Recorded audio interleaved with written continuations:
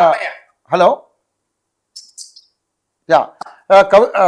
మన శ్రీకాంత్ గౌడ్ గారు, ఈరోజు కవిత గారి సస్పెన్షన్ని ఏ విధంగా చూస్తారు? ఎందుకంటే చాలా రోజుల నుంచి కూడా కవిత గారు పార్టీకి అంటి ముట్టనట్టుగా ఉంటూ ఆ పార్టీలో ఉన్నటువంటి హరీష్ రావుని కావచ్చు, కేటీఆర్ని కావచ్చు, అదేవిధంగా ఏదైతే మన సంతోష్ రావుని కూడా విభేదిస్తున్నటువంటి పరిస్థితి మనం చూస్తూ ఉన్నాం.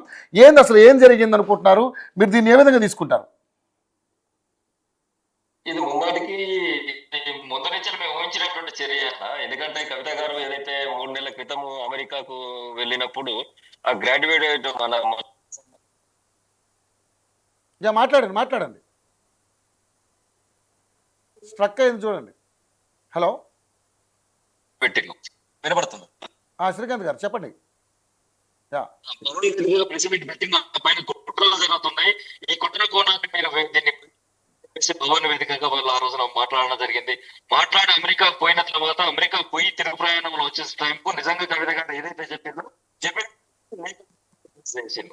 లేఖ రిలీజ్ చేసిన తర్వాత కవిత గారు ఒకంత అసహనానికి కోరై ఇది తన తండ్రికి రాసుకున్నటువంటి రహస్యమైనటువంటి లేఖ, ఇది ఒక కాన్ఫిడెన్షియల్ లేఖ. ఈ కాన్ఫిడెన్షియల్ లేఖను ఎవరు లీక్ చేసిందో ఆ కుట్రదారులు ఎవరు వాళ్ళని బయట పెట్టాలని చెప్పేసి కవిత గారు కోరిళ్ళు. 3 నెలల నుంచి 4 నెలల సమయం తీసుకున్నప్పటికీ ఇప్పటికి కూడా సంబంధిత కుట్రదారుల పైన కానీ ఆ దిశగా పార్టీ ఆలోచన కానీ చేయలేదు.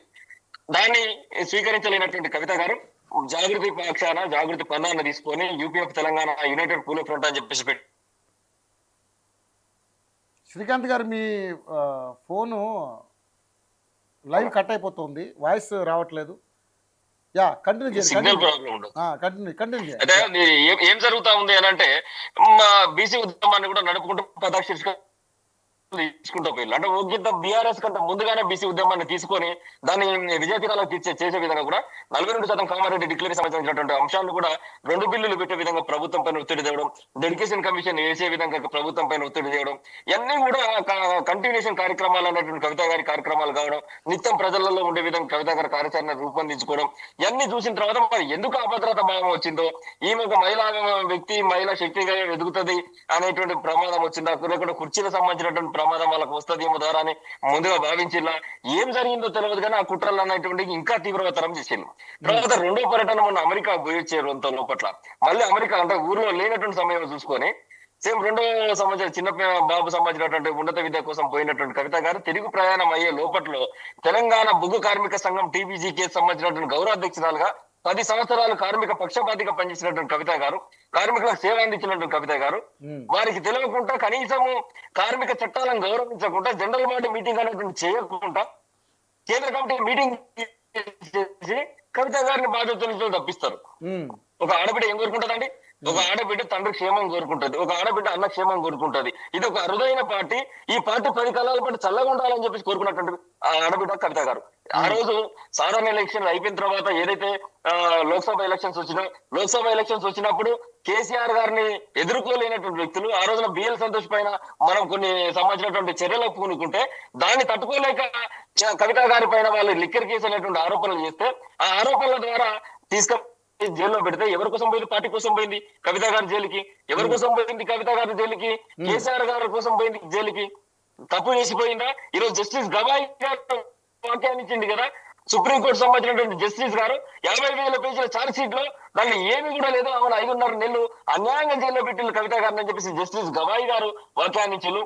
ఇదే ఈ బీఆర్ఎస్ పార్టీ సంబంధించినటువంటి అధినేత శ్రీ గౌరవనీయులు కేసీఆర్ గారు కూడా నా బిడ్డ దీంట్లో మన్ను కూడా కేసు, ఇది రాజకీయ పైన కేసు, నన్ను ఎదుర్కోలేక నా బిడ్డ పైన పడి ఏడుస్తున్నారు కొంతమంది విధవలు, కాబట్టి దీంట్లో నా బిడ్డ కడిగిన ముత్తంలాగా బయటకు వస్తుందని చెప్పినటువంటి వ్యక్తి కేసీఆర్ గారు. మరి ఈ రోజు కవిత గారిని బుల్స్గా చూపెట్టి నువ్వు చేయబట్టే ఎలక్షన్ లో ఓడిపోయినామని చెప్పేసి చెప్పడానికి సిగ్గుండాల్సిన పరిస్థితి ఉన్నది. నేను ఒకటే అడుగుతున్నా, సాధారణ ఎన్నికల్లో ఎందుకు ఓడిపోయింది? సరే, మీరు బీజేపీ సంబంధించిన జాతీయవాదాన్ని తీసుకొచ్చింది కాబట్టి ఆ టైంలో కల్వకుంట్ల కవిత గారి పైన జరిగినటువంటి కేసు ఏదైతుందో అది ప్రజలను తప్పుదోవ పట్టించింది, మనకు అన్యాయం జరిగింది అంటున్నారు. మరి సాధారణ ఎలక్షన్లు ఎందుకు పోయింది? ఎందుకు మార్పులు చేర్పులు చేసుకోలే?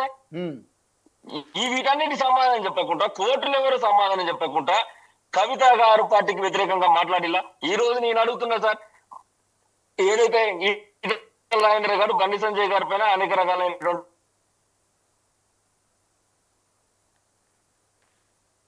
శ్రీకాంత్ గారు శ్రీకాంత్ గారి వాయిస్ కట్ అయింది. వ్యక్తుల పైన మేము మాట్లాడినామే, వ్యక్తుల లోపాలను మాట్లాడినాం తప్పితే ఇంకా మేము వేరేం మాట్లాడలే కదా, ఉమ్, పార్టీకి వ్యతిరేకంగా మాట్లాడలే కదా. ఉమ్, ముందస్తు నోటీసులు కూడా ఇవ్వకుండా కనీసం మమ్మల్ని దానిపైన విచారణ చేసే విధంగానో లేకపోతే జవాబు చెప్పేటువంటి అధికారం ఇవ్వకుండా ఒక అప్రజాస్వామికంగా కవిత గారిని ఈ రోజు బీఆర్ఎస్ పార్టీ తప్పించడం ఇది ఒక అభద్రతాపరమైనటువంటి చర్యగా నేను భావిస్తానా. ఎవరైతే కుట్రదారులు అని చెప్పేసి నేను పేర్లు చెప్పిందో వాళ్ళు చేసినటువంటి చర్య ఇది ముమ్మాటికి. ఇది తెలంగాణ సమాజం హర్షించదు. రేపు రోజున భవిష్యత్ కార్యాచరణ కూడా కవిత గారు ప్రకటించబోతా ఉన్నారు. Okay, right. రామూర్తి గారు, గతంలో ఏదైతే కవిత గారు అమెరికా పర్యటనలో ఉండగానే ఒక లెటర్ లీక్ అయినప్పుడు ఆ లెటర్లో తను చాలా క్లియర్గా పేర్కొంది ఏమంటే కేసీఆర్ గారి చుట్టూ దెయ్యాలు ఉన్నాయి అంటూ కూడా పేర్కొంది. ఆ దెయ్యాలు ఎవరో కూడా ఈరోజు బయటపడ్డటువంటి పరిస్థితి మనం చూస్తూ ఉన్నాం. ఎందుకంటే ప్రధానంగా కేటీఆర్, హరీష్ రావు అండ్ అదేవిధంగా సంతోష్రావు అంతకుముందు కేటీఆర్ను కూడా విభేదించింది. తను రాఖీ కట్టడానికి కూడా తను సుముఖంగా లేకుండా వేరే టూర్కి వెళ్ళడం జరిగింది. అదేవిధంగా నిన్న తను ప్రెస్ మీట్లో కూడా వీళ్ళిద్దరి పేర్లు చెప్పడం ఇప్పుడు నిజంగా పెను దుమారం లేచే పరిస్థితి మనం చూస్తూ ఉన్నాం. తెలంగాణ రాష్ట్రంలో బీఆర్ఎస్ పార్టీ పరిస్థితి ఏంటి?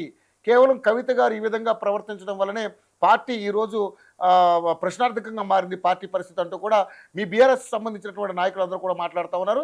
ఏదేమైనప్పుడు కూడా కవిత గారు లిక్కర్ స్కామ్లో ఆవిడ జైల్లో ఉన్నప్పుడు కేసీఆర్ గారు కూడా వెళ్ళి పరామర్శించకపోవడం అనేది కూడా ఆవిడ చాలా బాధగా ఫీల్ అవుతున్నటువంటి అంశం. కన్న కూతురు తండ్రిని కలవడానికి అపాయింట్మెంట్ తీసుకోవాలా అనే పరిస్థితి కూడా ఈరోజు తెలంగాణ రాష్ట్రంలో ఒక చర్చనీయాంశమైంది.